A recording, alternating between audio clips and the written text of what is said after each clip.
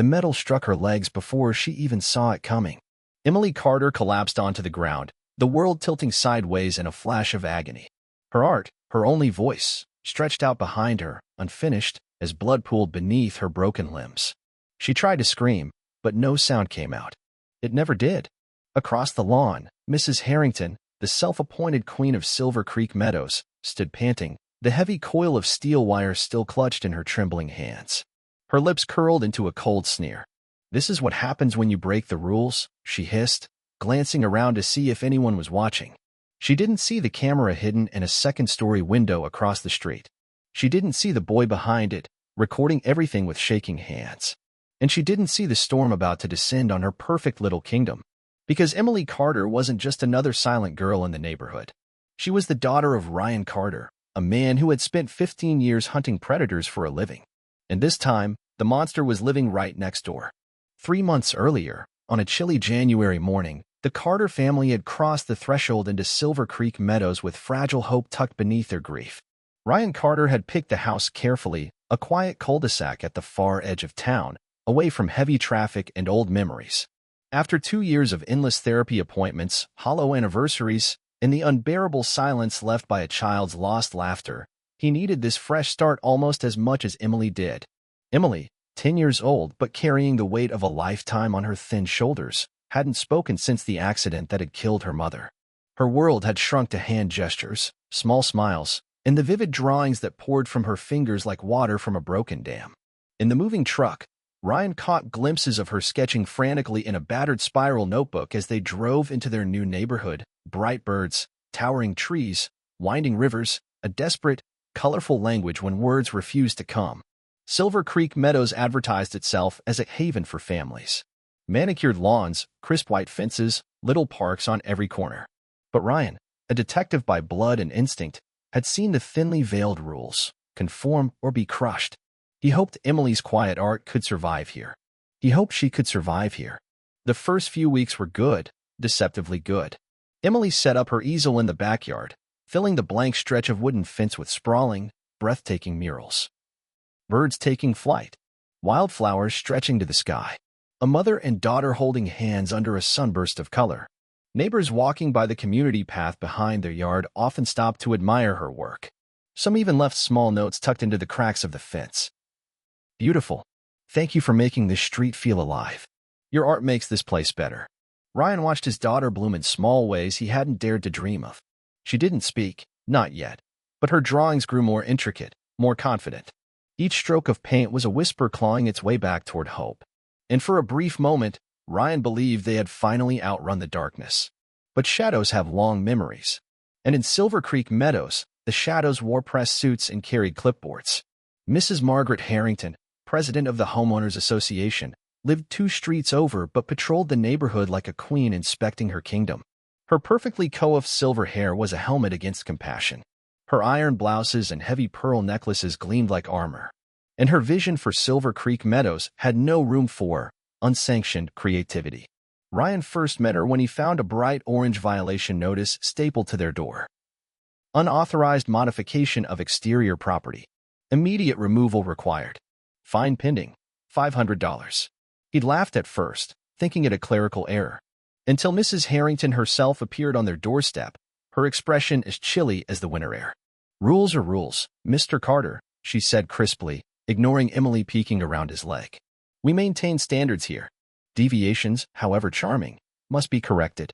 Ryan had calmly explained, multiple times, that the artwork was therapeutic, that Emily's doctors had endorsed her painting as critical to her recovery. He even offered to present letters from therapists and pediatric specialists. Mrs. Harrington's smile didn't waver, but her eyes grew colder. "Emotions," she said, "do not override property values." Ryan filed an appeal with the HOA board. He submitted medical documents, offered compromises, even suggested fencing off the mural from view if needed. Every attempt was met with stone walls and polite rejections. Meanwhile, Emily kept painting, kept filling the fence with stories she couldn't tell any other way, kept fighting, in her own silent, stubborn way, for a voice she hadn't fully reclaimed. Ryan should have seen it coming. He should have known that when petty tyrants were challenged, they didn't negotiate, they retaliated. And one gray afternoon, when he was called away on an emergency case, they struck. The first thing Emily saw was the bucket of paint. It sloshed in the hands of two maintenance workers, strangers, who followed Mrs. Harrington across the backyard like soldiers obeying a general. Mrs. Harrington's clipboard slapped against her hip with every brisk step. The sun was dipping low behind the hills, throwing long shadows across the fence, across Emily's world, as the woman marched toward the mural with righteous purpose. Emily dropped her paintbrush. It landed in the grass with a soft thud she barely heard over the pounding of her own heartbeat. The mural was almost finished. A flock of scarlet birds rose from the branches of a giant oak, stretching into a cloud-streaked sky. Hidden among the twisting trunks and blooming flowers were tiny symbols. Her mother's favorite sunflower. The old blue leash from the dog they lost in the crash. A small golden heart, tucked into a corner, just for her father. It wasn't just paint. It was everything she couldn't say. And now Mrs. Harrington wanted to erase it. Emily stepped between the workers and her wall, her small frame trembling. She shook her head frantically, hands stretched wide in silent protest. "Move aside, young lady," Mrs. Harrington snapped, her voice sharp enough to cut steel. Emily didn't move. She couldn't move. Tears filled her eyes, blurring the mural into smudges of color. She shook her head again, pleading without words. Mrs. Harrington's face twisted in disgust. Behind her, the workers hesitated, glancing at each other uncertainly. They hadn't been told they might have to confront a child. Mrs. Harrington didn't care. She seized the coil of heavy steel wire one of the men had used to prop open the paint buckets, a careless piece of equipment, now transformed into a weapon in the wrong hands. "I said move," she screamed, and swung. The sound was sickening. The wire smashed into Emily's shins with brutal force, snapping bones that hadn't yet finished growing. She crumpled immediately, her body folding in on itself like a broken doll. No sound came from her lips. No cry. No scream. Only silence, deeper and more terrible than any sound could have been. Mrs. Harrington stumbled back, breathing hard. The workers dropped their buckets and fled without a word. Across the street, unseen by Mrs. Harrington, Lucas Evans stood frozen at his bedroom window. He had been filming Mrs. Harrington's behavior for weeks for his civics class project, documenting the subtle reign of terror that ruled Silver Creek Meadows. Now, hands trembling, he kept the camera rolling as the unimaginable unfolded before him. Lucas watched as Mrs. Harrington stood over Emily's limp form, muttering furiously to herself. "Troubled child. Dangerous. Should have listened. Forced my hand." She bent down, whispering words no one else could hear, then straightened and marched back across the lawn, shouting over her shoulder, "Call security. She attacked me." Lucas finally snapped out of his frozen horror and dialed 911. "My neighbor. She just attacked a little girl." His voice cracked. "She's hurt bad. Real bad." Ryan Carter never forgot the sound of that phone call. He had been racing toward an armed standoff 3 towns over when dispatch broke through the radio. "Detective Carter, priority call. It's your daughter. She's en route to County General. Severe trauma. Immediate surgery recommended." Ryan's world narrowed into a pinhole. He turned the steering wheel so hard it squealed against the asphalt and burned toward the hospital, flashing his badge out the window when traffic refused to move fast enough. When he burst into the ER waiting room, a nurse caught him by the arm. "She's alive," the woman said quickly. "But it's serious. Broken tibias in both legs. The right leg in multiple places. Possible nerve damage. She's already in surgery." Ryan staggered back, the room tilting. Not again. Not another hospital hallway filled with sterile smells and machines beeping like the tolling of bells. Not his little girl lying broken because he hadn't been there to protect her. He pressed his fist against his mouth, willing himself not to shatter. Be strong. For her. Always for her. Hours later, when Dr. Patel finally emerged from surgery with bloodshot eyes and a weary nod, Ryan could barely stand. "She made it through," the doctor said. "But her recovery will be long. Very long. Months of physical therapy. Maybe more surgeries. Emotional trauma," he hesitated. "She was already nonverbal, correct?" Ryan nodded. The doctor sighed. "Psychologically, this could deepen the silence." Ryan clenched his jaw so hard it ached. Then the doctor's voice dropped to a whisper. "Detective, the woman who attacked your daughter is claiming self-defense. That Emily was the aggressor." Ryan's hands curled into fists. "I know," Dr. Patel said quietly. "I know what the injuries tell us. And I've filed my report accordingly. But be careful. We've already had calls from the county council." Ryan didn't have to ask who was making those calls. Councilman Harrington. Mrs. Harrington's husband. Pulling strings. twisting the narrative, trying to bury what had been done to Emily. Not this time. Not to his daughter. When Emily woke from surgery, she didn't reach for him. She didn't sign, or gesture, or draw. She simply lay there, her once expressive hands limp against the hospital blanket. Ryan sat beside her bed, stroking her hair, whispering promises he wasn't sure he could keep. "I'm going to fix this," he said hoarsely. "No one is going to hurt you again." Emily didn't react. She simply closed her eyes, not asleep, but shut away inside herself. Ryan stayed there long after visiting hours ended, his badge still clipped to his belt, a silent sentinel against the darkness that had taken root in their lives once again. Outside the hospital window, the lights of Silver Creek Meadows glittered coldly against the black sky. A town built on perfection. A town about to face the ugliest kind of reckoning. Because Ryan Carter wasn't just a grieving father anymore. He was a man with nothing left to lose. And Mrs. Harrington had no idea what kind of war she had just started. The settlement offer arrived the next morning, wrapped in sterile legalese and false concern. A thick envelope, hand-delivered by a courier wearing the county seal on his blazer. Ryan tore it open with shaking hands and scanned the contents. Full coverage of Emily's immediate and future medical expenses. A separate fund earmarked for rehabilitation and therapy. A substantial six-figure payout labeled emotional damages. A strict non-disclosure agreement, forbidding Ryan from ever discussing the attack publicly. Immediate withdrawal of any criminal complaints against Mrs. Harrington. In short, hush money. A bribe to erase what had happened to his daughter. To pretend Emily's broken legs were just another regrettable footnote, lost in the endless legal swamp of homeowners association politics and county budgets. Ryan crushed the papers in his hand, his heart pounding against his ribs.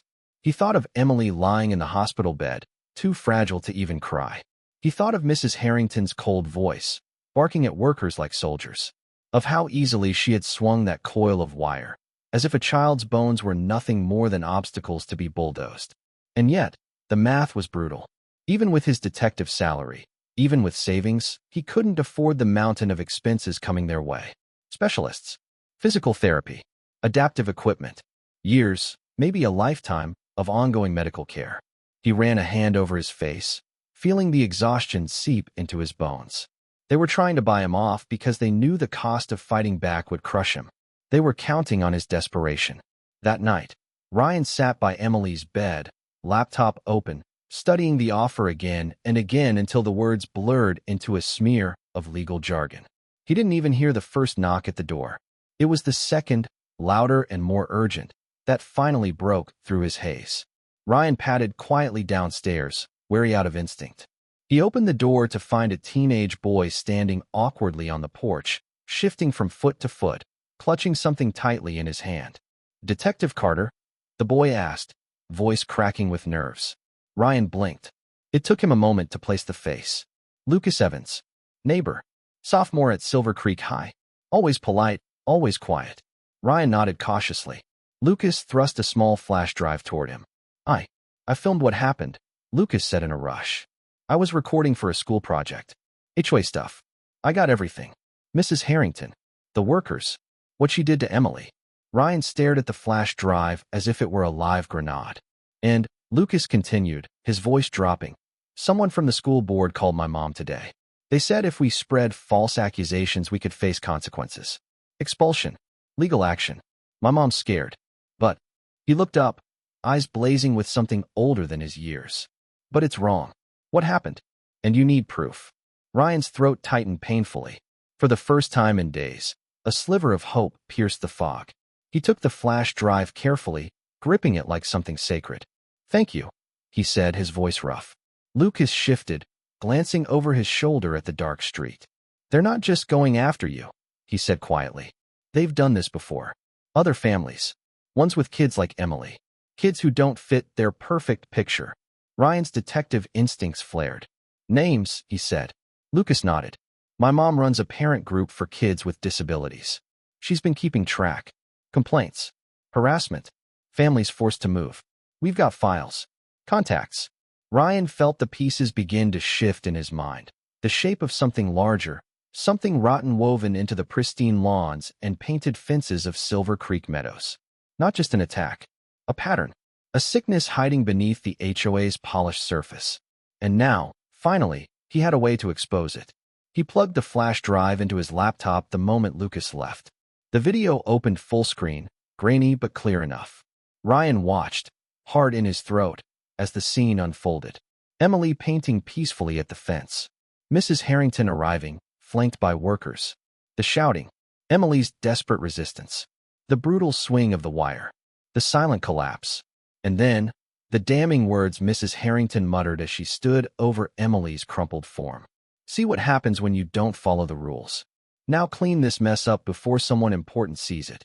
Ryan's hands trembled on the keyboard. This wasn't just evidence. It was an indictment. An unfiltered truth that no amount of legal threats or backroom deals could erase. He barely slept that night. Instead, he crafted a plan, every step measured, every move calculated like a high-stakes chess match. First, protect Lucas. Number 16-year-old should be left exposed. Ryan would pull every string he had in the department to shield him. Second, gather witnesses. Reach out to every family Lucas' mother had tracked. Document every story. Build a dossier so thick it couldn't be ignored. Third, weaponize the truth. Not in secret. Publicly. Visibly. A single voice could be silenced. A chorus of them could shake the walls of Silver Creek Meadows until the foundation cracked. The Blackwoods had bet that Ryan would break. Instead, they had given him purpose. They had turned grief into fire. And Ryan Carter, grieving father, seasoned detective, was about to burn their perfect little kingdom to the ground. At dawn, Ryan sat by Emily's bed as she slept, her fragile form lost in the hospital blankets. He pressed a kiss to her forehead, whispering a promise against her hair. For every word you lost, he murmured, voice raw, I'll find 1,000 more. I'll fight until you can fly again. Outside the hospital window, the first light of morning bled over Silver Creek Meadows. A reckoning was coming, and this time, it would not be silent. The war began not with sirens or flashing lights, but with whispers. Ryan Carter moved quietly, deliberately, the way he had during surveillance operations back in his detective days. Except this time, the battlefield wasn't an alley or a crime scene. It was the polished, self-satisfied streets of Silver Creek Meadows. He started by reaching out to the families Lucas had mentioned, the ones who had fled or been pushed out by Mrs. Harrington's reign. There was the Martinezes, whose autistic son had been targeted because of the sensory play equipment in their backyard. The Conways, whose daughter with Down syndrome had been shamed out of the community when Mrs. Harrington launched a whisper campaign about unsightly yard clutter, meaning her therapy swings. Then Gwen's, who had been fined into oblivion for installing a medical-grade air filtration system to protect their daughter's severe allergies. Each story was different in detail, but identical in tone. Isolation. Harassment. Punishment for daring to be imperfect in Mrs. Harrington's perfect little empire. Ryan documented it all meticulously. Every citation. Every complaint. Every email dripping with bureaucratic malice. He built a file so damning it could drown the HOA board in lawsuits for a decade. And the entire time, Lucas worked by his side, scanning old HOA newsletters, tracking down records, collecting neighbor testimonies, even filming short interviews with affected families. The boy had the instincts of a journalist and the heart of a fighter. Ryan couldn't have been prouder if Lucas had been his own blood. The final piece fell into place when Lucas' mother, Mrs. Evans, uncovered something bigger. Deep in the HOA's meeting minutes, buried beneath lines of dry procedural language, she found it. A secret bylaw amendment passed 2 years earlier, granting the HOA board sweeping authority to declare any non-conforming property a community hazard and levy fines or initiate removal proceedings without due process. It was illegal. It was unconstitutional. And it had been used as a cudgel to drive out every family Mrs. Harrington had deemed undesirable. Armed with that smoking gun, Ryan made his next move. He contacted the district attorney's office, and the local media, and the Department of Housing and Urban Development, and finally, the state attorney general. He sent carefully packaged dossiers to each, complete with video evidence, sworn statements, and records of systemic discrimination. He didn't go to them quietly, either. He made sure there were paper trails, emails CC'd to multiple recipients, certified letters with return receipts, phone calls made with witnesses on speakerphone. He built a wall of evidence so tall and so public that no one could bury it without exposing themselves. Mrs. Harrington thought she had silenced him. Instead, Ryan had amplified his voice 100-fold. and it was almost time to use it. The HOA's monthly meeting was set for the first Tuesday of the month, a formality that usually drew only a handful of board residents. This time, the room was packed. Word had spread like wildfire after Lucas leaked a hint of the coming storm through neighborhood forums. Major community concerns. Attendance strongly encouraged. Ryan wheeled Emily into the Silver Creek Community Center just before the meeting began. She sat in her chair, legs still locked in braces, her face pale but set with quiet determination.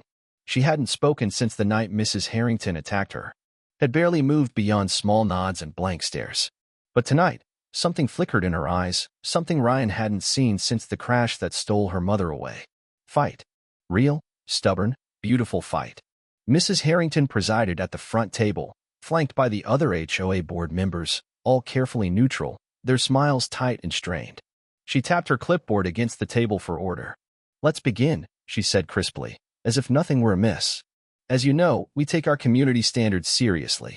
Recently, rumors have been circulating regarding an incident involving a minor resident. I want to assure everyone, you assaulted my daughter," Ryan said clearly, cutting through the murmured crowd. Head snapped around. Mrs. Harrington's mouth twitched, but she recovered quickly. "This is not the appropriate venue for personal grievances," she said, voice dripping condescension. "Actually," Ryan replied, wheeling Emily forward, "it's exactly the appropriate venue. You see, your actions, and the actions of this board under your direction, have harmed not just my family, but others." He nodded toward the back, where Lucas stood with his laptop connected to the community projector. Mrs. Harrington stiffened. "You don't have permission." "Our bylaws," Lucas interrupted, voice steady, "allow any resident to present evidence of community concern during the open forum." He clicked the laptop. The projector screen came to life, and Silver Creek Meadows watched in stunned silence as the truth unfolded. The video showed everything. Emily painting, joy glowing from every stroke. Mrs. Harrington storming across the yard like a furious general. The swing of the steel wire. The fall. The cold, monstrous words afterward. "See what happens when you don't follow the rules." Gasps rippled through the crowd. Whispers turned into muttering. Someone cried out, "Is that real?" Mrs. Harrington rose from her seat, face flushed crimson. "This is a violation of privacy," she barked. "This child is unstable. She attacked me." "Enough," Ryan roared, standing beside Emily's chair. "Enough lies. Enough bullying. Enough hiding behind rules you twisted to hurt anyone who didn't fit your picture of perfection." He pulled out copies of the illegal bylaw, the discrimination complaints, the testimonies from the other families. "Here's what you didn't count on, Mrs. Harrington," Ryan said, voice low and lethal. "You didn't count on someone fighting back." The meeting dissolved into chaos. Residents who had once cowered now shouted questions, demands, accusations. Councilman Harrington, flushed and sweating, tried to call for order, but no one listened. Police officers, waiting quietly by the back doors at Ryan's request, stepped forward. Margaret Harrington, the lead officer, announced, "You are under arrest for aggravated assault against a minor." Gasps turned into cheers as Mrs. Harrington's hands were cuffed behind her back. For the first time, her composure cracked completely. Her pearls scattered across the floor like shattered promises as she struggled. As the officers led her away, Emily, fragile, broken Emily, lifted her hand. And in a voice still trembling but clear, she spoke her first words in weeks. "You tried to erase me," she said. "But I'm still here." The entire room erupted into applause. Not just for the arrest, but for the girl who had endured the storm and refused to be silenced. The days after Mrs. Harrington's arrest unfolded like a thunderstorm finally breaking after months of oppressive heat. Silver Creek Meadows changed almost overnight. The remaining HOA board members, sensing the shifting tides, scrambled to distance themselves from the scandal. Emergency meetings were called. Bylaw amendments were repealed. Formal apologies, stammered and half-hearted, were issued to every family who had once been driven out under the pretense of community standards. And in the center of it all, standing taller than anyone would have thought possible, was Emily Carter. Her recovery wasn't easy. The surgeries had been brutal, the therapy even worse. Each session was a battlefield, muscles screaming in protest, scars pulling painfully against healing skin. There were days Emily cried silently into her pillow, fists clenched so tight her nails left crescent moons in her palms. There were days Ryan sat helplessly at her bedside, hating his own inability to take the pain away. But there were also days, precious, brilliant days, when Emily took tiny, stubborn steps across the physical therapy room.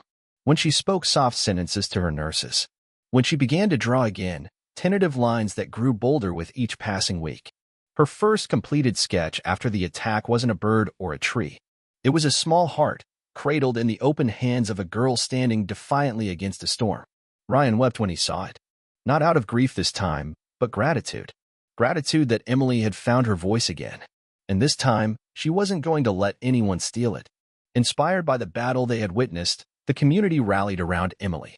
At the suggestion of Lucas' mother and several other families, an old and used lot near the center of Silver Creek Meadows was transformed into something new. They called it Emily's Voice, a community art space where children, especially those with disabilities, trauma, or any form of difference, could paint, sculpt, and create freely without fear of judgment or erasure. Accessible paths wound through flower gardens. Wide ramps led to shaded benches and colorful easels set under giant oak trees. Every Saturday, families gathered to add new pieces to the ever-growing mural that stretched across the back wall, a tapestry of birds, stars, oceans, and dreams too wild to be boxed in. Emily, still wearing leg braces but standing proudly, became the unofficial guide and teacher. She taught other children how to hold a brush when their hands shook, how to tell stories with color when words failed them. When a local news station picked up the story, Emily gave her first public interview. The reporter asked, "Why art? Why not find your voice another way?" Emily smiled, shy but steady, and answered simply, "Some stories are too big for words. You have to paint them, so the world listens with its heart." The clip went viral overnight. Soon, other neighborhoods reached out, wanting to replicate Emily's voice in their own communities.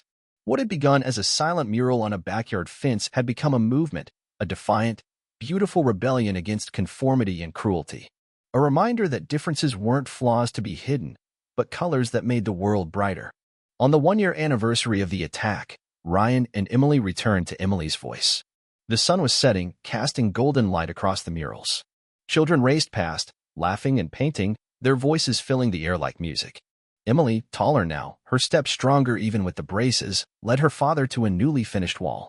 There, among the dozens of paintings, stood a new mural. A girl with fire in her eyes and wings unfurling from her shoulders, breaking free from a chain of iron gray rules that crumbled to dust behind her. Beneath it, in careful letters, were the words, "Still here, still flying." Ryan couldn't speak. He simply knelt beside her, pulled her into his arms, and let the moment fill every broken place inside him.